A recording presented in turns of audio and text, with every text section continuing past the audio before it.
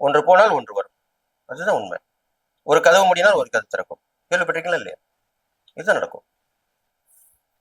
அப்போ நல்லதும் கெட்டதும் கலந்து உங்களுக்கு நடக்க போகுது. துளாராசிக்காரர்கள் நல்லா ரொம்ப நேரம் யோசிக்காதீங்க.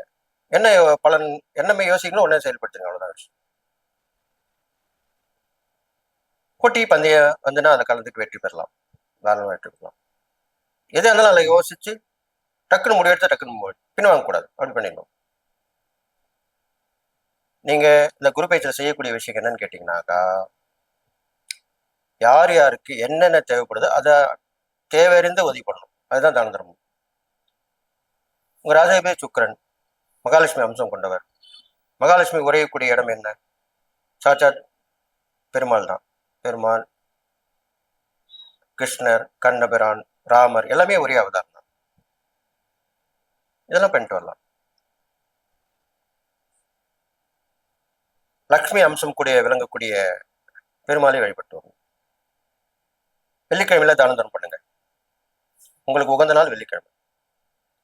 அதுவும் அந்த வயதான பெண்மணிகளுக்கு முதியோர் இல்லம் போயிட்டு வாங்க. அதுல வயதான பெண்மணிகளுக்கு முக்கியத்துவம் கொடுங்க. அதுக்கப்புறம் வயதான ஆண்களுக்கும் கொடுங்க. இவங்களுக்கு ஒரு 3/4 பாகம்னா அவங்களுக்கு ஒரு 1/4 பாகம் கொடுங்க.